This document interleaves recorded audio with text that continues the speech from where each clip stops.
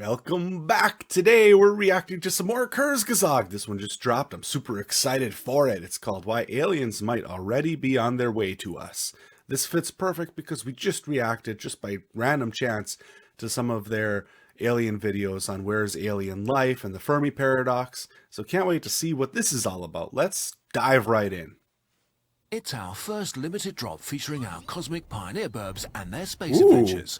That Only looks for a nice. limited time on the Kurzgesagt shop. Ooh, oh my god, I need to get me one of those. The universe is magnificent and vast. Hundreds of billions of galaxies, trillions of stars, and even more planets. If even the tiniest fraction are habitable, then the universe should be teeming with life. It's true. There's so many planets that should be habitable based off of the conditions that we know today. It's just absolutely mind-boggling. We may never ever detect them. We may never, because the universe is just so large. And yet we see nothing, only vast emptiness. Where is everyone else? The answer to this riddle could be as exciting as it is creepy. We are early, born before almost all other life. But very soon, this may change. Not only might aliens appear, they could quickly surround us. An irreversible competition for the universe might be about to begin. Okay, an irreversible competition for the universe. I think that's a bit of a stretch. I mean, we'll listen to what they have to say, but I feel that's a bit of a stretch. We're not going to go from no signs of aliens to suddenly just being teamed up with tons of other artificial, or not artificial, but other intelligent beings. It's just not going to happen. I would be surprised if there's one other intelligent species within our realm of influence. That would be a surprise to me. I fully believe they exist. That's not what I'm questioning. I'm 100% confident myself, as a personal opinion, that there is intelligent life elsewhere in the universe other than on Earth. I think that they're likely spread out so far away from us that we may never be able to interact with them.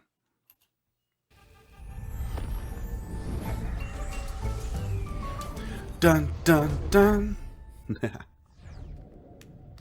While this video is based on scientific papers, we're presenting interesting ideas based on little data, imagination, and extrapolation. So take them with a grain of salt. See, that's what I love about these guys, is they are very honest about that up front. They're like, hey, we're using a lot of imagination here, so, you know, it is what it is.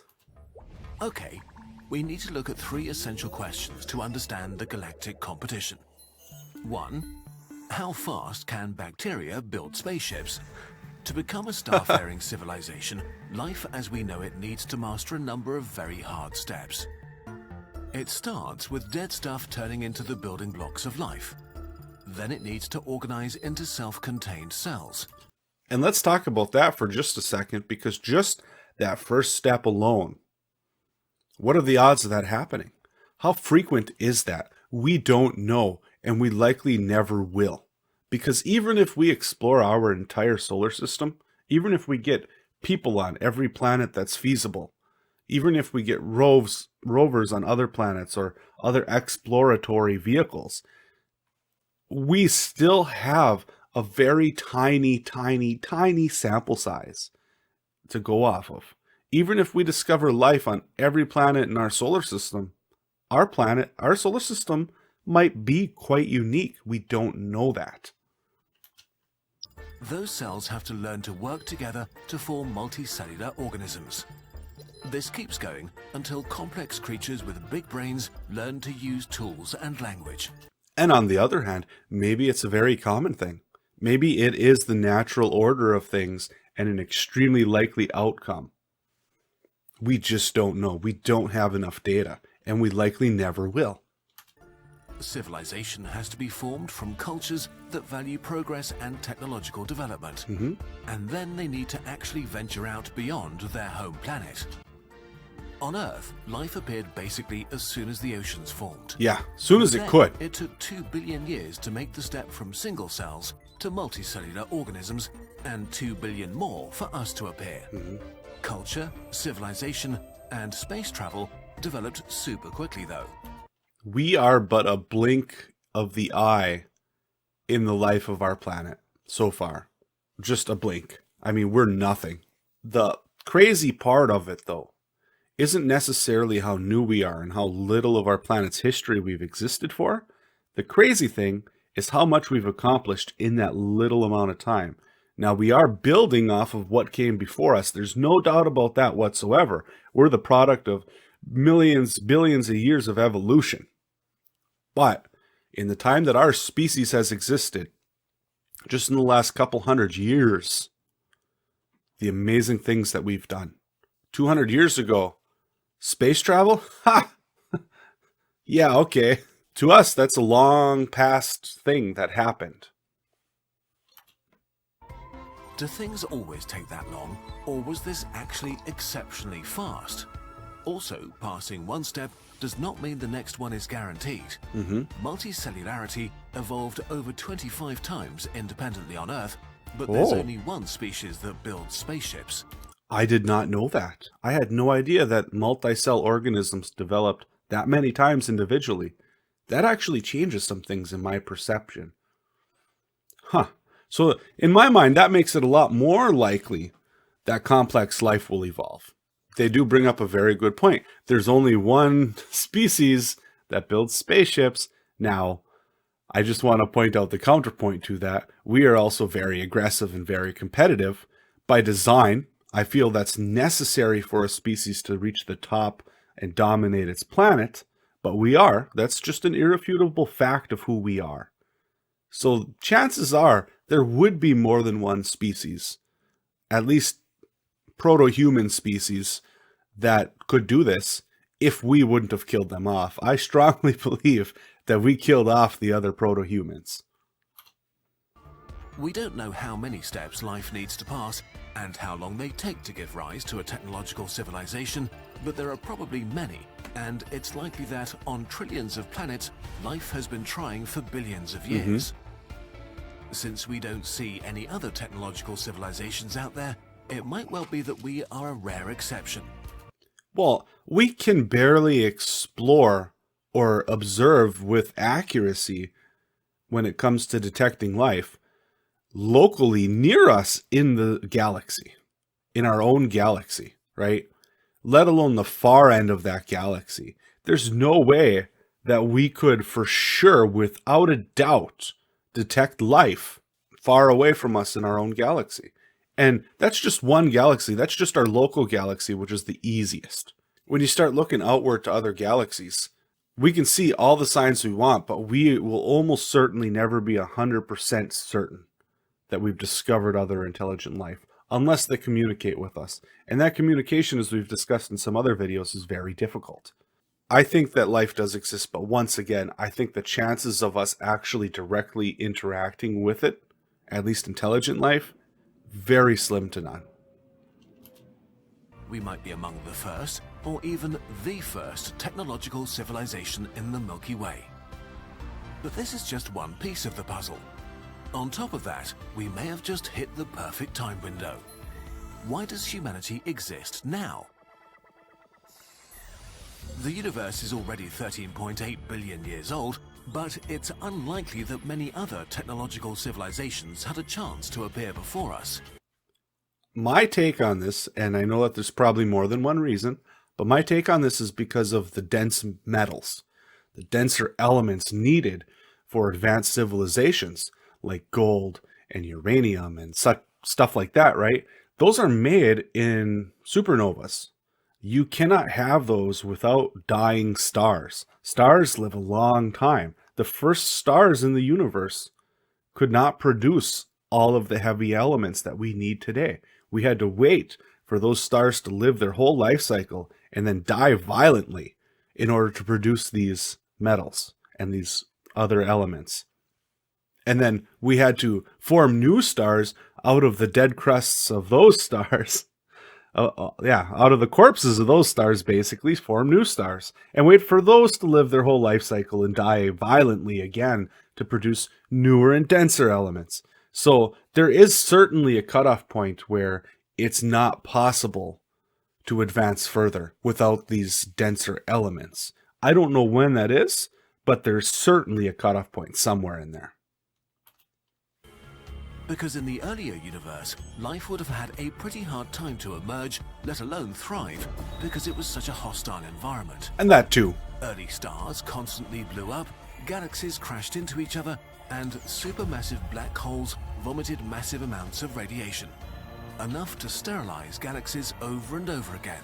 And we're also super lucky because right now, the supermassive black hole in the center of our universe, Sagittarius A, I believe, is super, super dormant and relaxed. So we are very lucky in all sorts of ways to exist today. From our solar system having numerous gas giants in it that should help redirect asteroids away from us by pulling them into their own gravity wells, all the way to our supermassive black hole in the center of the galaxies. Just chill. It won't be forever, and it wasn't always. But right now, while we're here, it is. And that's the important part. Our sun was born right at the end of this cosmic death show. The universe has never been more welcoming to life than it is now. So humanity has arrived at a very convenient spot in time, maybe the earliest reasonably possible for life to thrive. What about the future? The sun burns brighter than 90% of the stars in our galaxy and will keep getting brighter. In about 1 billion years, it will boil all of Earth's oceans and then become a giant that swallows it whole. So in the galactic context, the sun is very short-lived. Most stars are red dwarfs that can sustain habitable planets for tens of trillions of years. Life on these planets has an incredibly long time window to appear and pass the hard steps. Even knowing nothing about how rare or common life is, this makes it way more likely for technological civilizations to appear sometime in the future than in the past. Now, I might be mistaken on this point, but aren't red dwarfs typically dimmer than our type of star? If that's the case, wouldn't the planet have to be closer to the star in order to get enough sunlight to cause a lot of the natural processes that we know life relies on, at least the life that we're familiar with? So in that case, wouldn't that planet then be susceptible to more natural events from that star and more asteroids as they get pulled into the sun's gravity well? It seems to me like while that does have the benefit of longevity, it doesn't have the protection that we do today because we can be further away from our sun. Bigger gas giants can form. We don't have all the crazy solar flares and whatnot as close to us. Now, maybe they're not as, crazy on a red dwarf, but I guess I don't know enough about that topic. But those are my initial thoughts on it anyway. Because if civilizations appear at random in the Milky Way within a time window of 1 trillion years, then very few, if any, would appear before today. Then a couple more arrive in this period of 1 billion years that we're in, before all star-faring civilizations that could ever exist emerge altogether. This weird tsunami-like distribution is the result of both the hard steps model and something else. Well, when it comes to civilizations becoming starfaring and actually colonizing space, especially if they leave their solar system, the biggest thing that we have to remember, it's a safe assumption that we share a lot of common evolutionary traits with them. Now, we don't know that for sure because, once again, our sample size is 1, but it could be safely assumed that they have the same competitiveness, the same desire to grow, the same aggressiveness that we do, because in order to become spacefaring, they have to dominate their planet. They have to be the top of the food chain. And in order to get to the top of the food chain, you have to win out on that competition amongst the other species. So if they have those same traits, that means that they're going to need a reason to leave their solar system. They're going to need a reason to leave their planet even. And that reason may simply just be exploration and expansion. We know that humans have that desire, but that only pushes it so far, if you know what I mean. But the other reason could be resources. So once you get to a certain point, maybe your planet's resources just aren't enough to sustain your growing population, and you have to look elsewhere.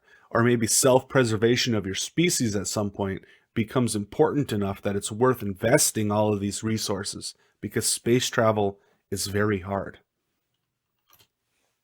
A sort of deadline for any spacefaring civilization.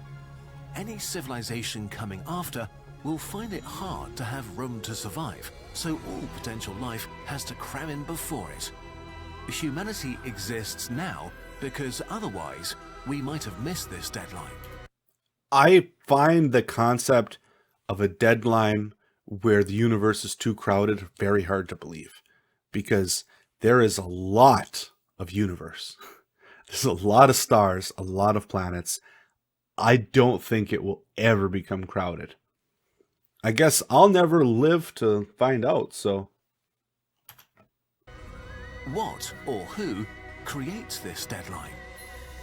Why aren't aliens already on Earth? Humans are curious, expansionist, and hungry for energy. We've spread over the world and made it our own. Yep. Our technology has been improving over time, first slowly, then breathtakingly fast. Yeah. If these things don't change drastically, and our descendants want to prosper, they will expand into space. We could construct a Dyson swarm for endless energy and transform planets into new homes. And that's what I was talking about earlier, is all of these traits that we're talking about here as humans. I believe it's a safe assumption to project these onto other spacefaring people. Because, once again, you have to dominate your planet. And in order to do that, you have to win out the competition. So there has to be similar traits. There just has to be. I don't see a way around it. We could cross interstellar distances, allowing us to reach for planets around distant stars. If we have the motivation, we can become a galactic civilization. A civilization that does this sort of stuff can be called loud, because its activity creates noise. Signs that can be detected from far away. Imagine someone in a forest, cutting down trees, starting fires, and laying down roads. The more intense their work, the easier they are to notice. Yeah. Well, and the thing about this too is with the loud civilizations, I guess my biggest doubt there is why would they keep expanding if there's not a need to? Because once again, space travel is very hard. It's very resource intensive. There's a lot of risk involved with it, especially when you start talking about traveling between solar systems. You got a lot of technical challenges to overcome, but then you also have the challenges of, on top of the technology, keeping your people alive for that long, keeping them motivated for that long, and then bringing enough resources to actually start over again once you get to your destination. So it's a very expensive and tricky endeavor. I get and I fully understand that maybe a species might take that challenge on. Once again, kind of reflecting back on humanity, we might take that challenge on as sort of a flagship to prove that we can do it, to expand, to grow, as sort of publicity and motivation, but also as a self-preservation step for our species. But how far does that take you? How many times are you willing to invest those resources in order to accomplish this? I don't know. But at some point, you would think that that process turns into a need-based process, where you're only doing it as you need to. And as our technology improves, our resource gathering and refining will improve as well, you would think. So we're going to get more and more and more out of each planet. So how much do we actually need to expand? An expanding technological civilization would probably be hard to miss. Our telescopes would pick up all that energy, and we would clearly identify artificial interference with stars and planets. Another consequence of this business is that it's very disruptive to the environment. That's Clearing true. the forest means the end of its wildlife. Human activity has left no chance for a squirrel civilization to appear. Not because we hated squirrels, it's simply that the thought that they might want to do that at some point never crossed our minds, and we needed wood. Similarly, if loud civilizations were running around the galaxy in the past, terraforming planets, or harvesting the energy of stars, they may have prevented our existence.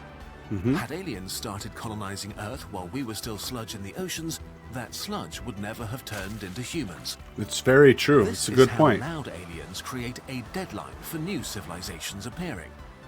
The galaxy may have trillions of years to create life, but there may only be a short window for it to spread and thrive. Even if a loud civilization respects planets with naturally occurring life and expands around them like humans do with wildlife reserves, any civilization on such a planet would not be able to expand ever, trapped forever on a tiny island. But here we are, so loud aliens will probably never hear. Probably not. I do agree with that 100%. There probably was not, at least anywhere in our vicinity, a super advanced civilization that was expanding past the bounds of their solar system. I do believe that's true. Now, that's not to say that one's never existed or doesn't exist now. I just don't think it exists in our vicinity. What about aliens that don't expand? They would be quiet aliens. A lot harder Probably to limited detect. to one star system and don't have a noticeable impact on their cosmic surroundings. Humanity is like this right now. We wouldn't be able to detect ourselves from the other side of the Milky Way. If they stay quiet forever, maybe because of their culture or abilities, then they are not really a concern for us. We only have one sample to draw from: humanity, and right now we are on the path to becoming loud. If we're not special and succeed anyway, then any other civilization with the motivation and resources to would eventually expand beyond its planet of origin. The other thing that I wasn't considering throughout this whole process is the sheer amount of time that we're talking about. So we do have to consider that. Humanity's needs now versus a few thousand years in the future are going to be drastically different, especially if technology keeps growing and accelerating at the rate that it is now, or even a fraction of that rate, honestly, over thousands of years. So our needs might be totally unrecognizable compared to what they are now. We might need to be strip mining planets in a few thousand years. It just might be a need, and that would accelerate our need to expand. Okay, what are the consequences of all these assumptions and ideas? Grave consequences. Race to the stars. If we are really early, then eventually others will catch up with us. Civilizations will emerge all over the place, and these new aliens will look at space, see no signs of life, and come to the same conclusion. It's actually a really cool concept to think that we might be an early species, because you think about how much we fantasize about the elder species, the ancient intelligent species that, dominated before us.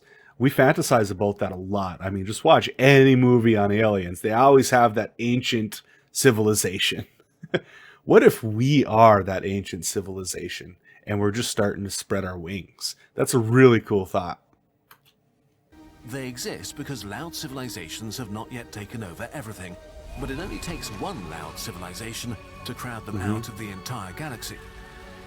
They, like us, will face an important decision. Do they stay quiet, take it easy, and tend to their planet for as long as possible, or do they start expanding to take a chunk of the galaxy before someone else arrives? Mating others does not necessarily mean war or conflict, but it means that new borders will arise. War in space seems unfathomably difficult with what we know today and where our technology stands today. Now, it could obviously change very drastically in our future, but as it stands today, war in space just seems completely out of the picture. It's way too resource intensive. The travel times alone are just, you can't fight a war on the scale of hundreds of years, you just can't.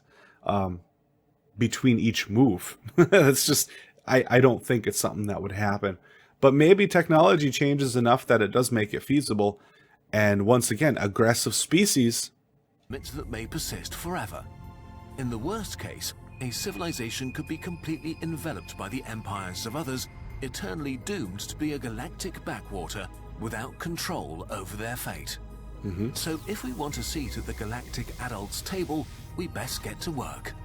If we really are early, we have an incredible opportunity to mold thousands or even millions of planets according to our vision and dreams. We can do it. And one day when we meet others, we can greet them and meet them as equals. Wouldn't that be nice? Wait, what's this? What is that? We finally received a signal from the Cosmic Pioneers crew that we lost contact with 10 years ago. An advertisement. Through a special imaging technique called illustration, we're able to reveal what happened to them and immortalize them in I'll our watch very your first ad. drop collection.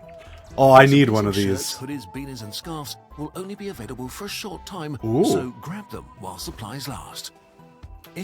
If you want to explore I really the like vast that universe scarf. from the comfort of your own home, we've got a lot of amazing space and science-inspired products for you. All of our products are designed and produced with love and care by us here at Kurzgesagt. I was actually on their shop a couple days ago looking at posters because I really want to get one for the wall here. And I'm having a really hard time deciding which one to get. I might get more than one, but I can't buy every poster, unfortunately. I'm not made of money, you know. But I do want to get one or maybe a couple. And they're just also awesome. I don't know how to choose. So if you have any recommendations, if you've purchased one or think one of them looks especially cool, let me know in the comments. Anyway, thank you so much for watching. As always, Kurzgesagt knocked this one out of the park. I do have a gaming channel. Go check that out if you haven't seen it. We play a lot of very cool things over there. It's linked everywhere. And thank you so much for watching, especially if you made it this far. I really appreciate you. Thank you so much and have a wonderful day.